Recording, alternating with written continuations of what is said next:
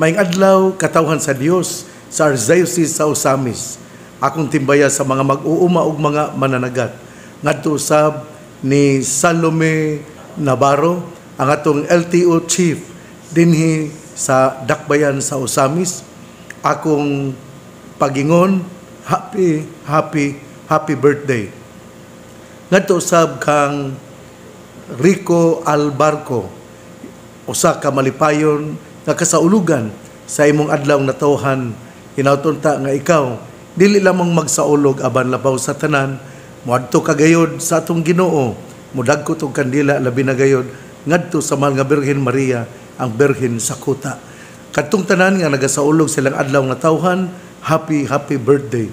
Sa mga nagasaulog silang mga anibersaryo, happy anniversary. Hinautunta nga ang inyong kasaulugan mamahimo gayod nga kasaulugan uban sa Ginoo nga mao'y tuburan sa tanan. Ako po di ay nga pahalipay sa mga atong mga kabatanunan nga mitambong sa atong National Youth Day, nga mitambong dito sa Naga sa National Youth Day. Nya silang ilapod kining gireeko by dinner nga nasa ato nga Archdiocese sa Osamis. Busa ninyo nga mga batanon nga maabtikon kaayo nga gadala sa pulong sa Dios, malipayon akong muingon, salamat sa inyong kakugi. Sama kamo sa tong gisaulog kagahapon Domingo ang mga kinaiya ni San Pedro ug ni San Pablo nga aduna gayoy gugma, aduna gayoy passion to preach the word of God.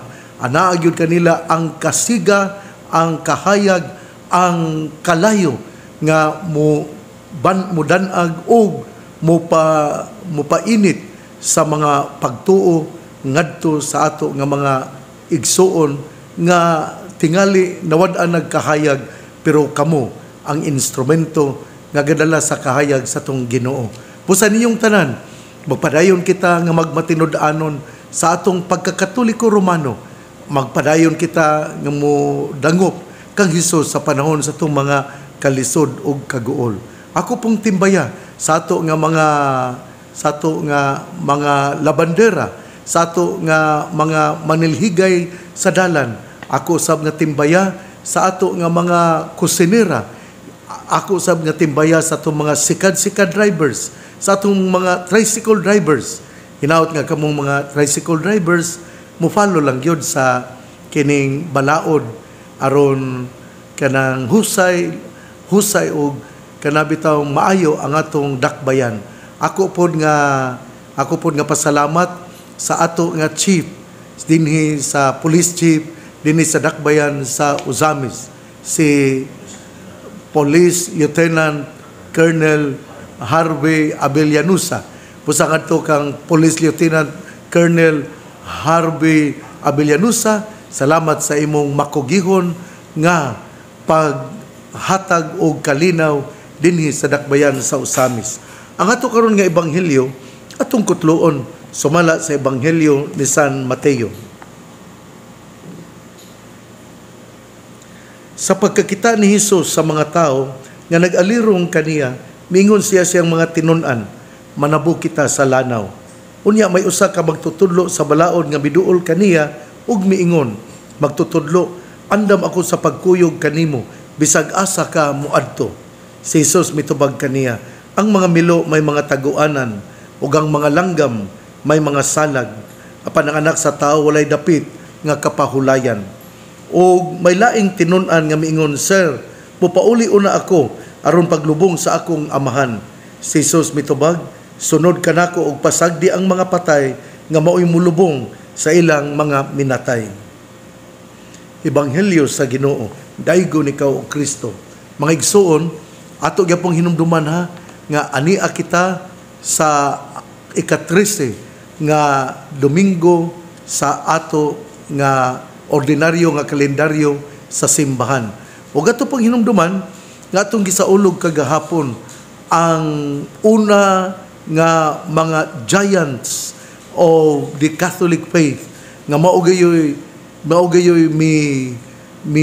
miadto sa lain-laing nga dapit aron ipugas ang liso sa pagtuo sa ato nga Ginoo, sa atong tinuhuan, si San Pedro o si San Pablo.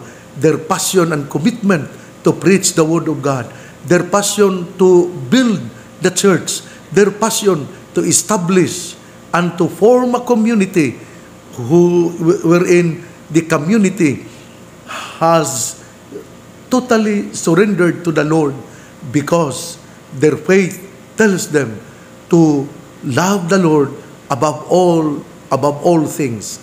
Mao kini ang gihimo ni San Pedro ug ni San Pablo. Mao na nga sila nahimo nga mga bantugan nga mga apostoles. Si San Pablo mao ang apostoles sa mga Hintil, samtang si San Pedro mao ang apostoles sa mga Jews, o siya mao ang mihatag gayon. Si San Pedro mao gayon ang unang Santo Papa tungod kay siya man ang gihatagan og grasya sa Ginoo, sa Amahan nga miingon, "You are the Son of the living God. You are the Messiah, the Son of the living God." Tungod ni ana, because Peter knew the identity of Jesus, but actually it was gifted to him by the Father. Ang atong Ginoo, ang Amahan, mo mihatag sa grasya, ug siya usab open to the grace of God, ug busa siya nakaingon, ikaw ang Mesiyas, ang buhi nga anak sa Dios. Ug tungod ni ana siya nahimo nga una nga Santo Papa sa ato nga pagtuong Katoliko Romano. Ang atong ebanghelyo karon, ako na malandong jud ko ani gyud. Si Jesus gialirungan sa mga tao. Daghan kayong mga tao nga nag-alirong kaniya.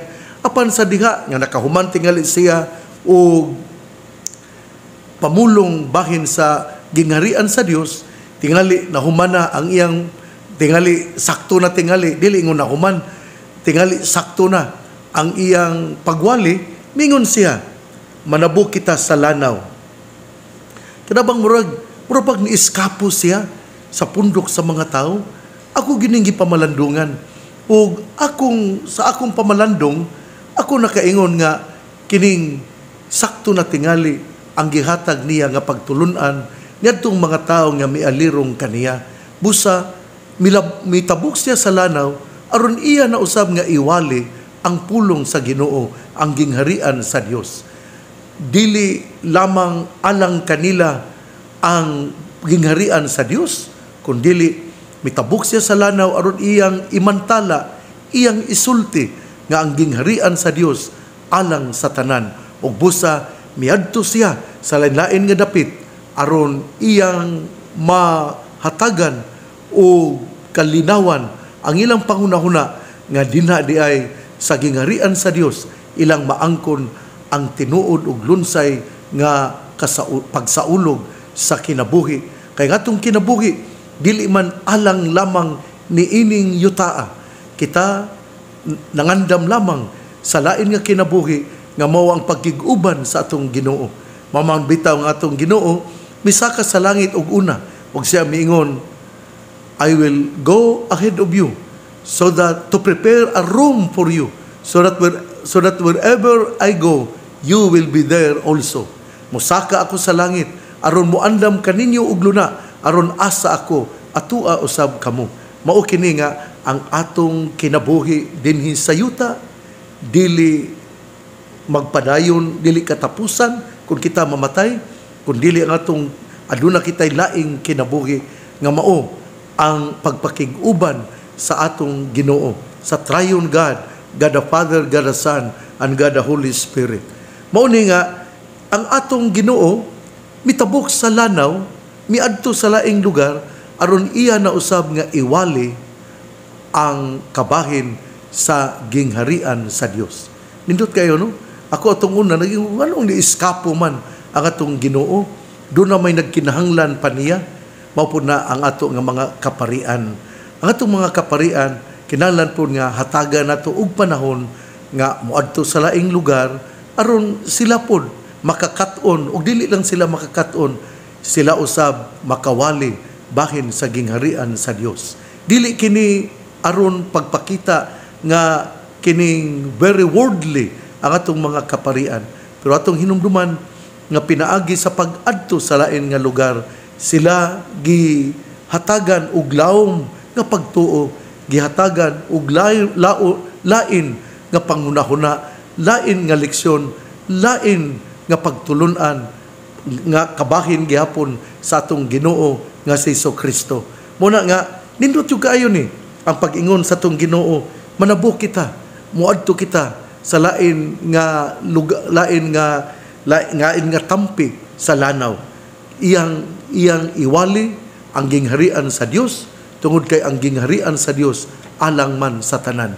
Pero ang mudawat maluwas, apan ang dili mudawat sama siya sa dagami nga sugnugon aron siya mag-antos sa kasakit tungod kay wala man niya dawata ang atong Ginoo. Busa nindot yung kayo ni ang pulong nga nagaingon, manabo kita sa lanaw. Mula manabo kita aron muadto kita sa lain nga tampi og adto atong isangyaw ang kabahin sa gingharian sa Dios. Unya, samtang nagsulti si Jesus, adunay miduol kaniyag miingon, magtutudlo, andam ako pagkuyog kanimo, bisan asa ka muadto. Kuyaw kayo, no? Kada bitong pagkadungog niya sa pulong sa Dios, daw dunay kalayo nga miabot sa iyang kasing-kasing o siya buot mamahimo nga tinun-an sa atong Ginoo. Buot siya nga muuban sa atong Ginoo. Pero unsay gitubag sa atong Ginoo? Ang mga milo may taguanan, ang mga langgam may mga salag, apan ang anak sa tao walay dapit nga kapahulayan. Ug may lain pag yung tinunan nga mingon, sir, mopauli una ako aron paglubong sa akong amahan. Mubalik kita sa diyang mingon ng Ginoo, ang mga milo may mga taguanan, ang mga langgam may mga salag, apan ang anak sa tao walay dapit nga kapahulayan. Unsay buot ipasabot sa atong Ginoo? Ang atong Ginoo buot mo silsil sa alimpatakan natong tanan nga dili comfort ang ato nga mahaaguman kung kita musunod sa atong Ginoo. Wala musaad ang atong Ginoo sa maanindot nga kalipay nga atong madawat sa atong pagsunod kaniya. Ang atong Ginoo mingon hinuon, ang anak sa tao walay lugar diin iyang kapahulayan aron siya makatulog o makahinanok nga magpaabot sa lain nga adlaw.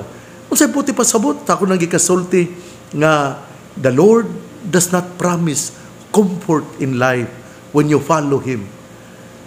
The Lord will lead us to where we go, but at the same time, as we face difficulties and trials, in our response to Him, He will be at our side. Maumana ang nasinati ni San Pedro o ni San Pablo. Si San Pedro gilutos gani kagahapon sa unang pagbasa nga gikutlo didto sa unang pagbasa nga gikutlo sa buhat sa mga apostoles kapitulo 12 bersikulo 1 hangtod sa 11 atong nadunggan kagahapon nga gilutos ni Herodes ang mga sakop sa simbahan o gidakop o gipamatay gani gidakop man si Pedro. Pero salamat sa mga pag-ampo sa komunidad, ang anghel miadto sa prisuhan din ato si Pedro o gikuha si San Pedro sa usa ka anghel. Sa to pa di ay importante gud kaayo nga atong mainumduman nga sa atong pagsunod sa atong Ginoo wala siya mosaad kanato og mga comforts in life.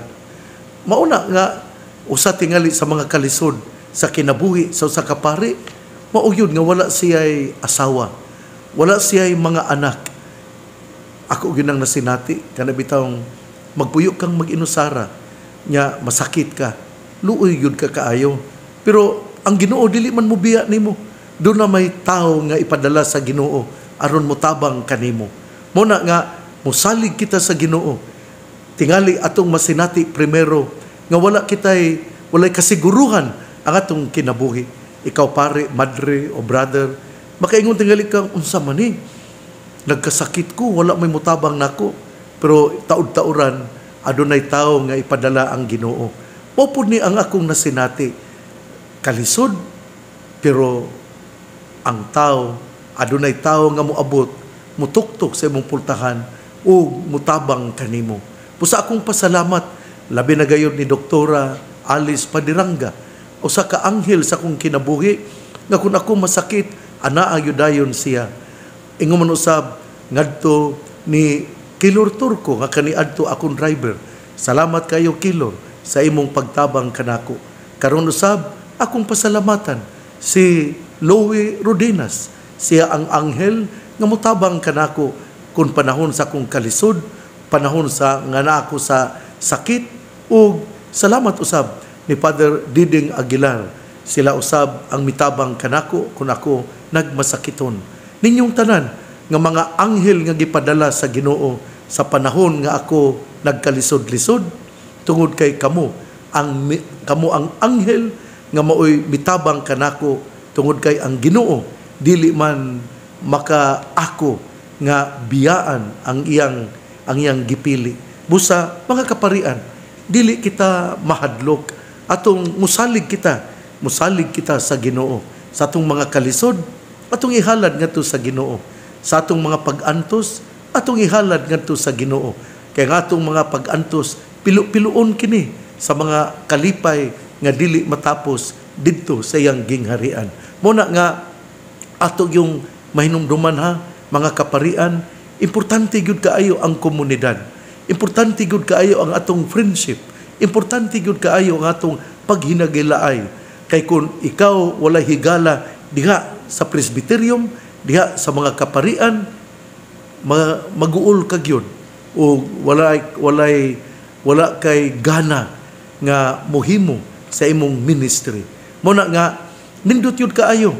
Ugma Martes man, magpundok kami, tingali adto kami, ang amo tingali nga pundok among pagahimuon didto sa Banyadero, didto sa John Paul II College Seminary nga ang mo timbaya kanamo mao ang rektor, ang Archdiocesan Liturgist o ang parish priest sa Batang Jesus sa dina sa Banyadero, Ozamis City. O kauban po niya, sila si Father Dexter Banuelos o ingon man usab si Father Ariel Egaw. Usbon ko, aduna kami panagtapok ugma o hinaot nga maglipayon kita nga mag-alirong o mag-istoryahanay sa ato nga mga kalipay tingali sa atong mga kaguol. Akong dasigon ang mga kaparian, akong hatagan sa mga maayo nga pamaagi, gawi, aron mahimong makahuluganon ang atong pagpang-alagad. In our journey, we do not take it alone. We do not walk alone, but we walk with our brothers and sisters. Sa ato nga pagpanaw, dili kita nagpanaw nga nag-inusara, kundili nagpanaw kita uban sa atong mga kahigalaan, din anaa usab ang atong Ginoo naglakaw uban kanato. Pagkaanindot no, ato yung hinumduman ang ebanghelyo karon nga gasulti nga kung musunod kita kang Hesus, wala siya musaad kanato sa material nga kalipay, apan anaa ang espiritual nga kalipay din atong matagamtaman ang mga panalangin sa atong Ginoo. Muna nga atong Ginoo karon miingon ang mga milo dunay taguanan, ang mga langgam adunay salag, apan ang anak sa tao walay dapit nga kapahulayan. Wala di ay musaad ang atong Ginoo sa maanindot o malipayon nga kinabuhi, kundili misaad siya nga anaa gyud ang mga paglutos, ang mga pag-antos, anaa gyud ang mga sakripisyo, kay ang ato nga kinabuhi usaman katimaan sa kinabuhi ngadto sa lain nga kinabuhi. Remember ha, why are we celebrate? It is because in the second life we do not marry, because we are all brothers and sisters. and our preoccupation is to sing hallelujah to the Lord. Pagkaanindot, no?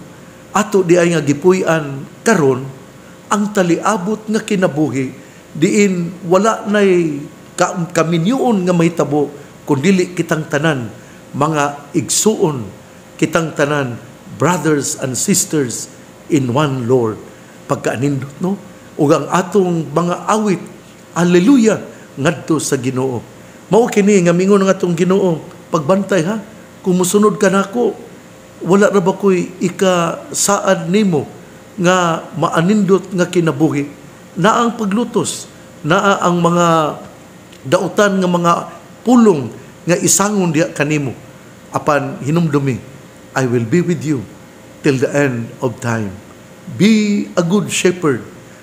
Og atong hinumduman nga si Jeremias sa kapitulo 3, versikulo 15, mingon siya, I will give you shepherds after my own heart.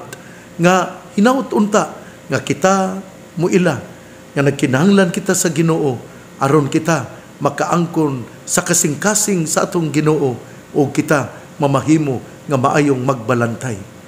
Pagkaanindot sa atong ebanghelyo karon, kini tungod kay kagahapon ato mong gisaulog ang kapistahan ni San Pedro ug ni San Pablo, ang mga duha kabanggiitang haligi sa pagtuong Katoliko Romano.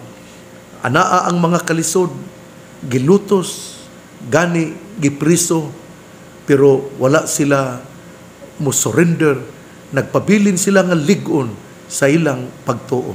Igsuon, ang mayong balita nga mong pulong ni Jesus, ang ayang pamation, pamalandungan, ug paningkamutan nga mapuy-an. Bulahan ang tao nga namati sa pulong sa Ginoo, sama sa kahoy nga gitanom, daplin sa usa ka sapa, kansang dahon dili gayud malaya. Tempo sa timbunga, siya mamunga. Igsuon, ugma na usab. Karon ning adlaw, gisugdan ang usa ka liturhiya dinha sa Kuta Shrine, ang Birhen sa Kuta nga gitawag og Sabit. Ang usa kini ka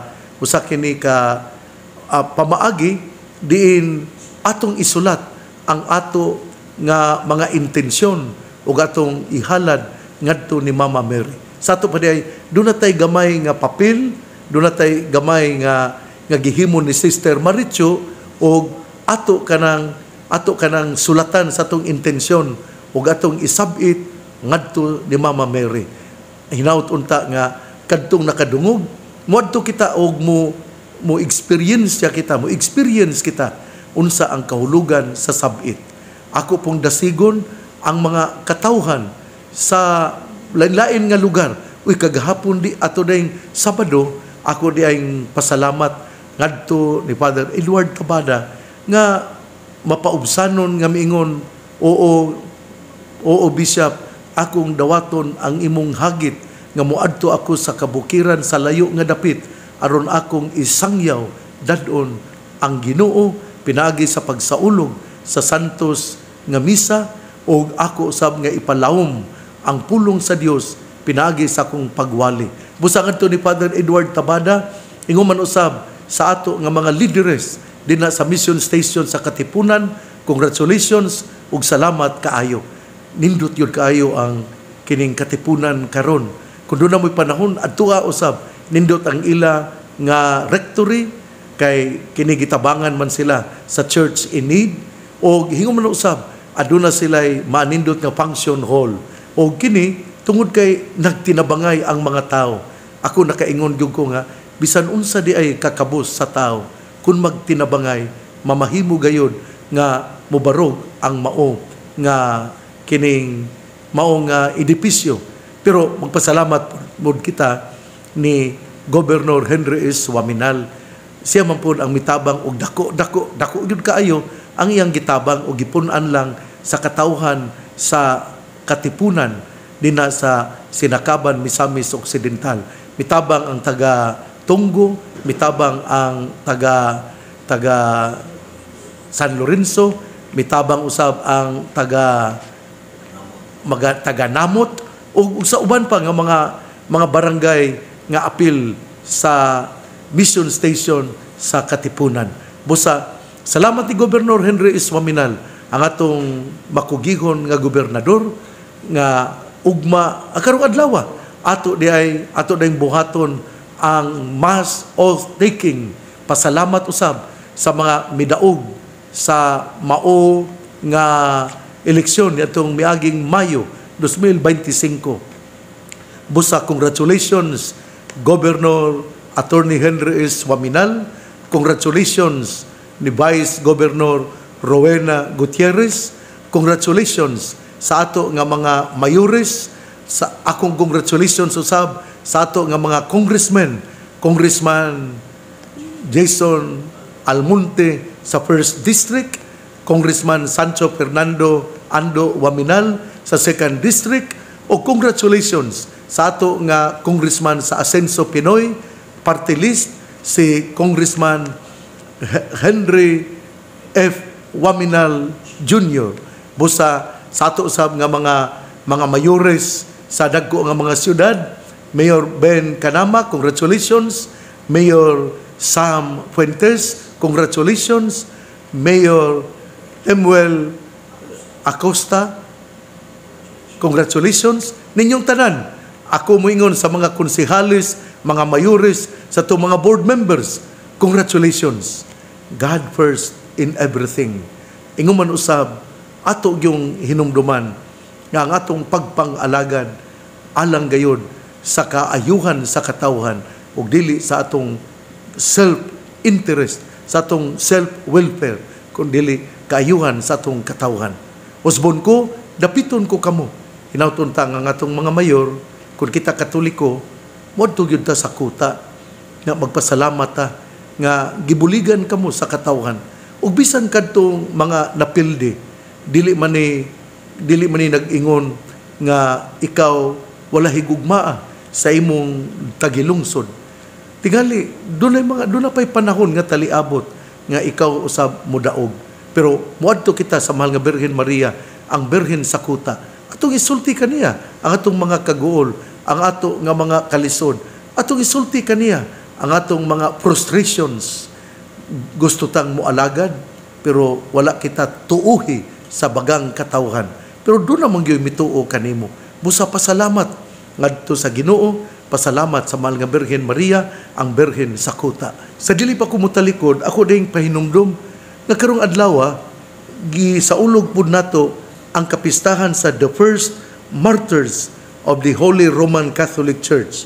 On the day after the Church honors Saints Peter and Paul, the principal patrons of the Church of Rome, we celebrate the memory of the many others who laid down their lives for their faith, the first martyrs of the Holy Roman Catholic Church.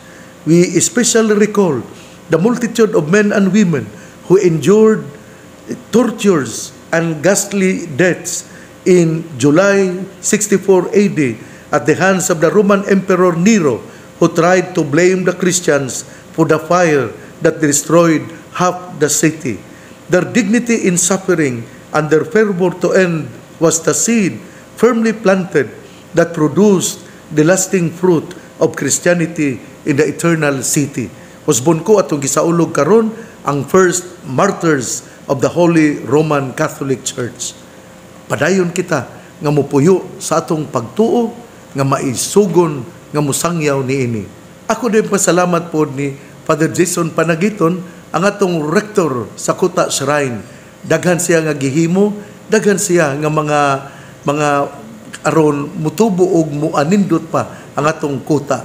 Busa nga ni Father Jason Panagiton, congratulations, thank you for doing it for the Lord and for the Blessed Mother.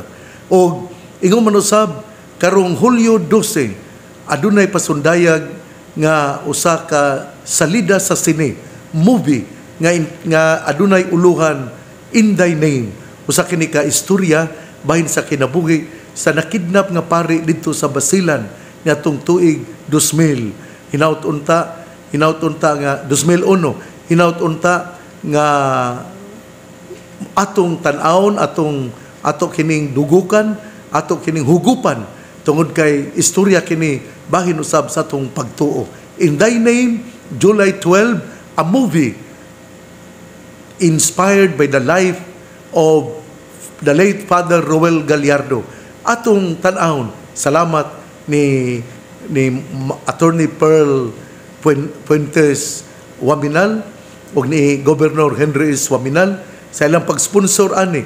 Kay free man kini, wala kini bayad, free kini. Ang ato lang pakanon ang mga nagkuhan sa movie, tingali 4 o 5 ka tawo.